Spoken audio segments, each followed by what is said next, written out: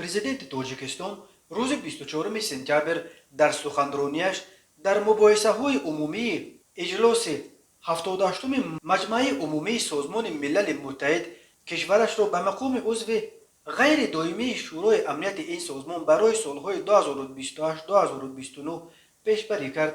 Эмомалӣ Раҳмон гуфт, ки дар Тоҷикистон қадру қимати сулҳ ва зарурати аҳамияти ҳимояи онро хеле хуб дарк мекунанд ва аз таҷрибаи мусбати ҳамкориҳои кишвар бо Созмони Милали Муттаҳид дар ин росто қаноатманданд.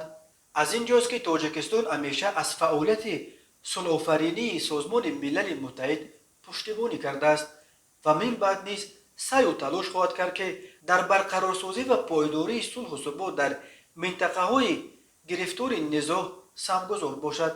мо азм дорем, ки дар оянда дар ҳамкорӣ бо Департаменти амалиётҳои сулҳофарини Созмони Милали Муттаҳид шумораи афсарони худро барои ҳиссагузорӣ дар ин раванд зиёд намоем, гуфт Эмомалӣ Раҳмон.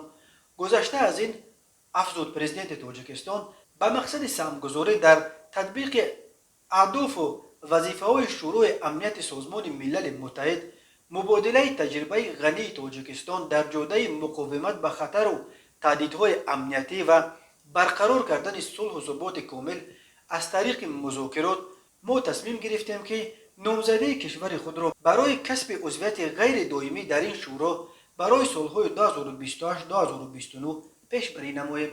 Эмомалӣ Раҳмон гуфт, Тоҷикистон дар ин росто омодаи ҳамкорӣ бо ҳамаи кишварҳои узви Созмони Милал буда умедвор аст, ки онҳо низ аз номзадии Тоҷикистон пуштибонӣ хоҳанд кард. Шӯрои амният ниҳоди доимамалкунандаи Созмони Милал аст, ки ҳифзи сулҳу амният дар ҷаҳонро бар уҳда дорад.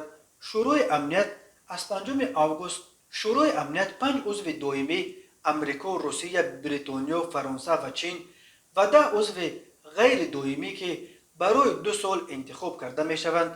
5 узви ғайридоимии Шӯрои амният аз қораҳои Африқову Осиё, 2 узваш аз Амрикои Лотинӣ, 1 узваш аз Аврупои Шарқӣ ва 2 дигар аз Аврупои Ғарбӣ ва кишварҳои боқимондаи дунё намояндагӣ мекунанд.